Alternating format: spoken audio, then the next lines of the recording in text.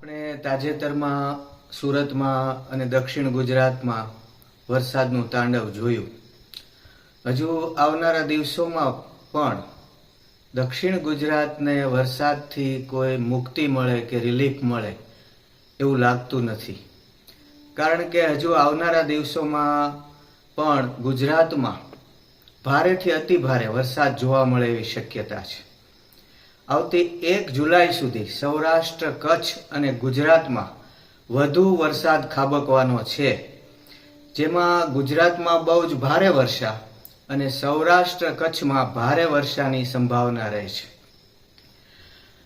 આવતી 30 જૂન કે 1 જુલાઈ સુધી મધ્ય ગુજરાત, ઉત્તર ગુજરાત અને દક્ષિણ ગુજરાતમાં ઉત્તરોત્તર વધુ વરસાદ પડવાનો છે.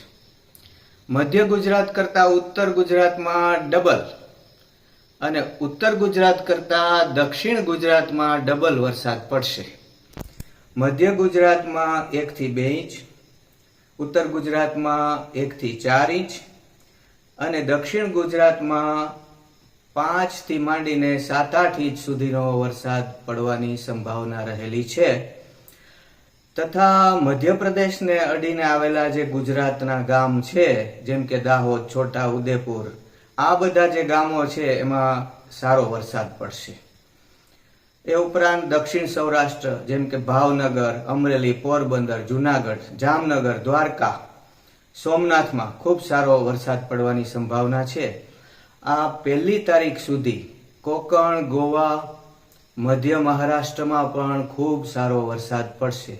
મારું એવું માનવું છે કે આ વખતે અષાઢી બીજે શુક્રવાર હોવાથી તારીખ 27ના રોજ અષાઢી બીજે વરસાદનું બહુ જોર જોવા મળશે, કારણ કે શુક્ર વૃષ્ટિનો કારક ગ્રહ ગણાય છે. આ અંગેનું એક ભજળી વાક્ય છે કે ઘર અષાઢી બીજળી નીમે નિરખી જોઈ, સોમ, શુક્ર ને સુરગુરુ જળબંબારણ હોય. એટલે હું એમ માનું છું કે અષાઢી બીજ ઉપર, અષાઢી બીજ આસપાસ ગુજરાતમાં એટલે કે રાજ્યમાં, સૌરાષ્ટ્ર, કચ્છમાં અને સમગ્ર દેશમાં વરસાદનું ખૂબ જોર જોવા મળશે.